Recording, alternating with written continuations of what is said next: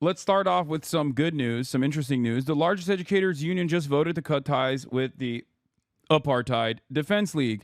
That's right. Educators Union rejects Anti-Defamation League and cuts ties. The Anti-Defamation League has been a ubiquitous presence in U.S. schools for 40 years, pushing curriculum, direct programming, and teacher training into K through 12 schools and increasingly into universities, often over the objections of students, parents, and educators. Now, the 3 million member National Education Association, the largest coalition of unions, technically it's an umbrella organization that comprises of numerous teachers unions. So it's the largest union in the nation, is officially cutting ties with the ADL. In the July 6th vote, the NEA's 7,000 member representative assembly cut all ties with the ADL.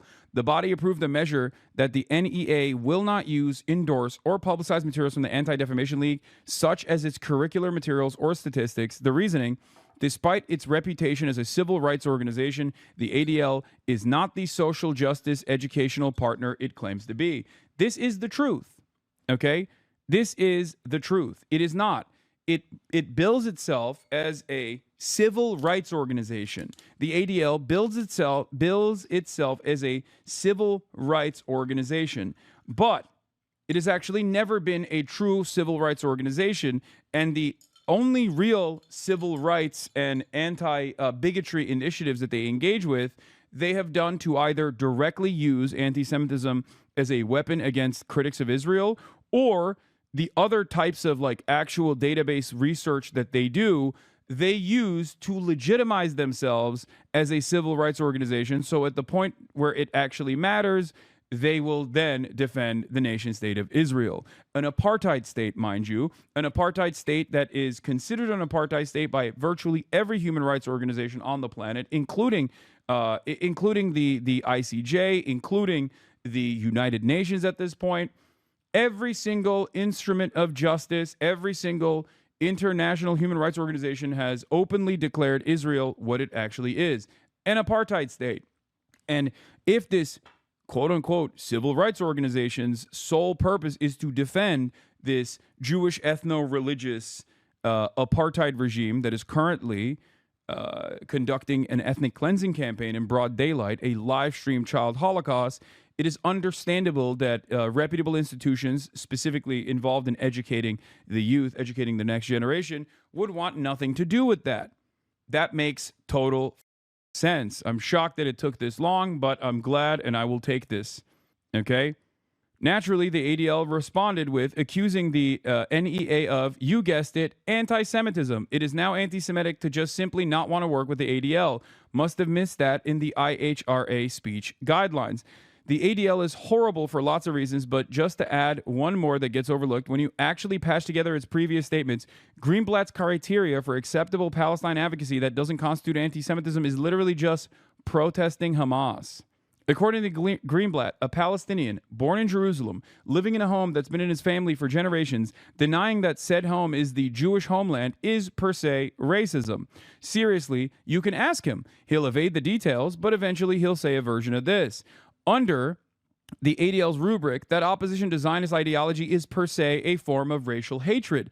Palestinians' mere existence and refusal to accept third-class status in their place of birth is in and of itself a form of prejudice. I'm not sure this makes a lot of sense. Using the word Holocaust to attack what Israel is doing, well, brother, you might be late to the game, but I think you need to catch up. What Israel is doing is a live, modern version of the Holocaust. What Israel is doing to the Palestinians is a live-streamed Holocaust, primarily of children, women and children. Okay? Zionism is a racist fascist ideology. It is an ethno-religious supremacist ideology that requires the extermination of the indigenous population, the constant othering and dehumanization of all Palestinians, Christian and Muslim alike, and all Arabs in general. It's a monolithization of all Arabs in the region, and a constant othering and constant extermination of this outgroup. Okay? Yes. Welcome to the real world, many people, many more people are finally coming to this recognition. There is no more of this like, well, the Holocaust is unique. How dare you compare it to what the Jewish people are doing, what the Jewish state is doing? It doesn't work that way. It was never a sincere way to deflect criticism away, but it certainly is not one that actually reaches it's certainly not one that reaches the masses any longer. Okay? It's also funny to come in here to my community and present this as a naysayer, because this is a place where I have consistently advocated for Palestinian emancipation and have been unyielding in spite of the numerous attacks to both my character, to my bottom line, to my community, to my friends. And yet I have never shied away from saying the truth, and have been always consistent on this. Okay? Not only that, but also for the first time in my lifetime, I am actually watching the broader public sentiment shift in my direction as well in real time.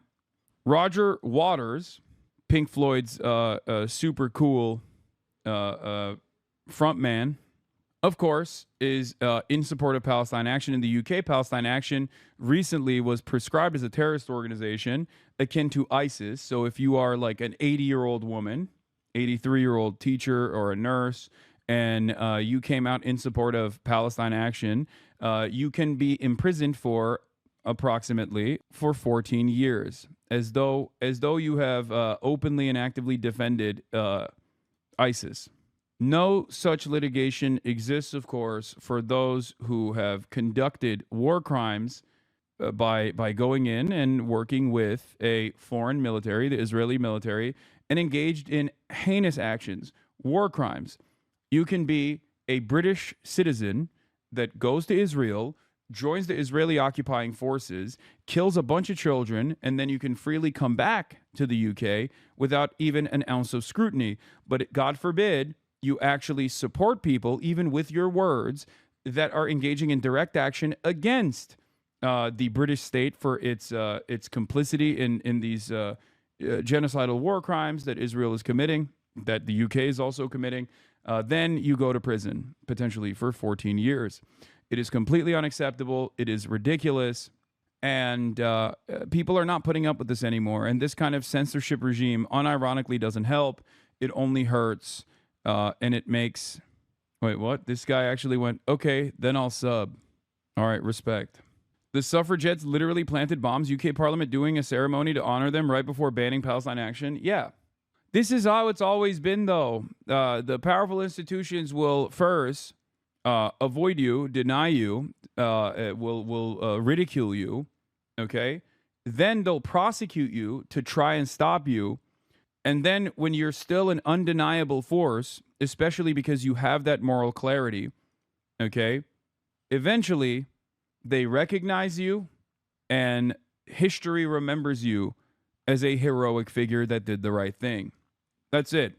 And given the accelerated time frame of action and reaction nowadays, where things rapidly move through the media cycle and are instantly consumed, the time frame for going from a villain in society to a heroic figure is getting shorter as well. So you can actually experience that in your own lifetime. It's crazy. So if you are pro-Palestine, you have moral clarity and you have popular support.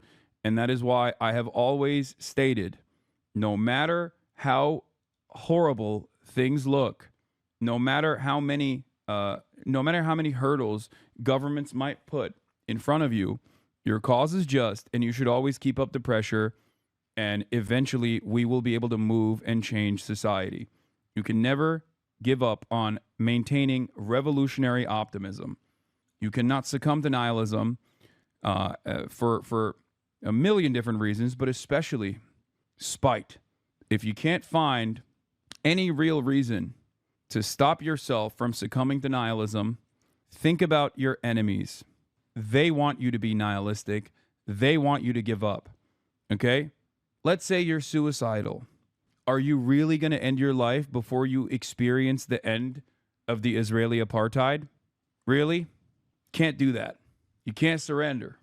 Never kill yourself. We have a job. We have a goal. We have a mission. You cannot let the apartheid state of Israel outlive you. Okay? That's one way to look at it. I would have succumbed to nihilism so long ago if it weren't for you and your commentary. No joke, no lie. Good. That's what I try to do. Okay, so getting back into it. Roger Waters is, of course, a notorious critic of Israel, a notorious anti-fascist, and therefore the Apartheid Defense League hates him. A lot of Jewish advocacy groups that claim to defend Jews and claim to attack anti-Semites, but simply use all of that space to criticize those who dare become critics of the state of Israel, hate Roger Waters. His intentional support of Palestine actually prescribed as a terrorist organization in the UK is just the latest example of Waters' long history of anti-Semitic and anti-Israel rhetoric. Read more about Waters here. I'm not going to do that, obviously, for the ADL. Allowing the ADL to determine what constitutes anti-Semitism would be like allowing the fossil fuel industry to determine what constitutes climate change, said NEA delegate Steven Siegel from the assembly floor. Amazing things are happening. Okay? Amazing things are happening. I went on a date with an Israeli guy once, and he basically spent the whole time ranting about how Roger Waters was basically Hitler too. It's so funny because, like, Israel is a right-wing project. It's a right-wing institution. So, if you were to remove, like, the real anti-Semitism from the equation for a moment, because that is a cynical shield that many Israel defenders apply willingly, like, it's no different than white Christian guys constantly talking about there's a war against Christmas, okay? Like, it's not any different than perceived victimhood, like endless perceived victimhood and constant crying and whining and then demanding that you get fired from your job. That's all this is. It's crazy that Free Palestine is like a slur to them. Oh, I've seen this video many times. This is like the IDF model chick, right? My name is Eden Dagan, check it. And I'm from Israel. I'm a model. If you know, you know. Hey, don't touch. Free Palestine. Free Palestine. Oh, I am a model from Israel. No politic here. Don't touch. This is my microphone. Ah. Khalil, no! Khalil, no! Anyway, yeah, she was colonizing the mic. Yeah, she was, listen, it's her microphone, bro. Chill.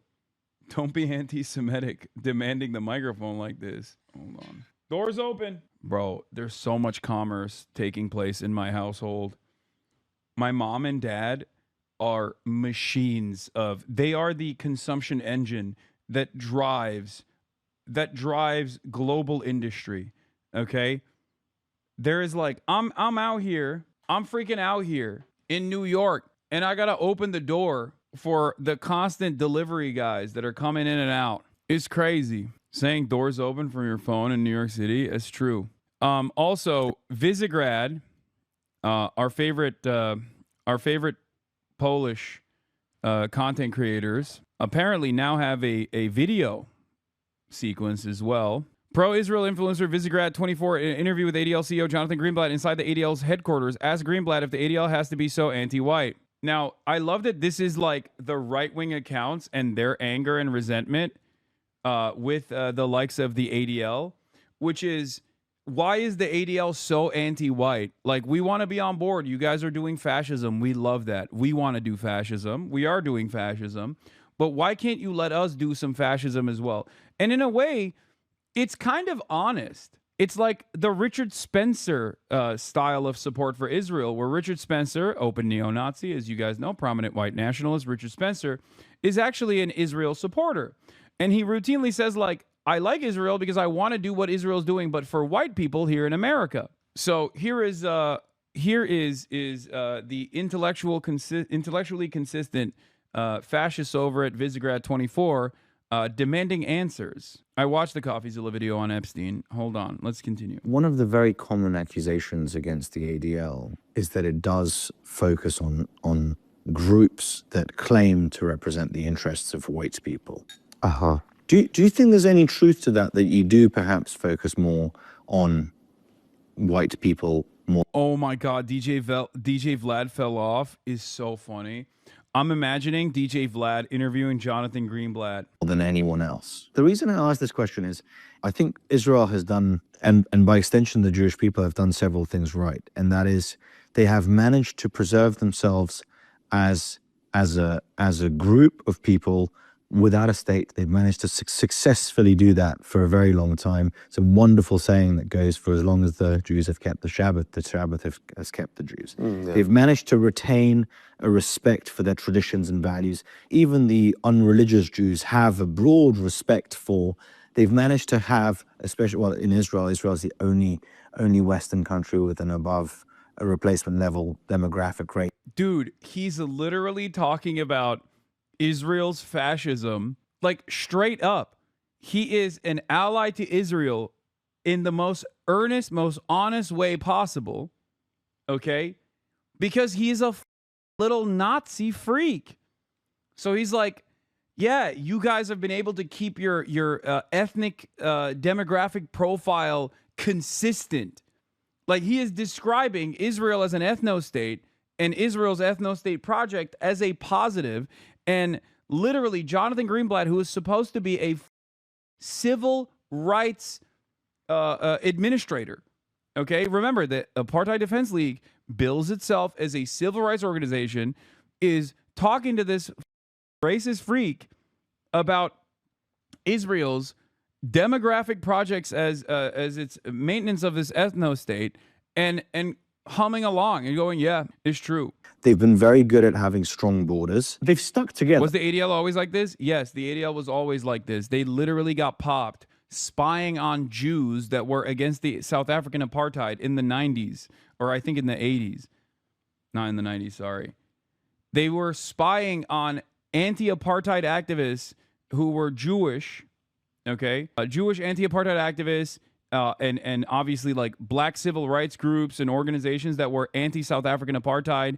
They were doing that in the 80s, dude. It's insane. They did like infiltration of these groups. It is psychotic. Right? And the fact of sticking together, the reason that they managed to survive without a state for so long is because they have stuck together. If, for example, there is a group of white Americans who wants to put the interests of white Americans first and says, okay, we are a group that is currently smaller and smaller as a percentage of the entire United States, and the demographics are shifting. Dude, that's awesome. I love this, okay? I love this. They spied on Mark Ames from Radio War Nerd. He's Jewish and was involved in activism in college. Yeah, I remember him talking. I think he talked to the Chapo Boys about that, but like I've read some of the reports on the Apartheid Defense League, like straight up, you know, I've covered it on the broadcast before. I didn't even know Mark Ames personally was spied on until the Chapo episode. ADL, Trump's comments misinterpreted, not anti-Semitic. Oh, this was when Trump was like, Jews are magic money people. This is, again, the ADL has one route only. They're like, are you pro-Israel? Okay, then you can say whatever the you want.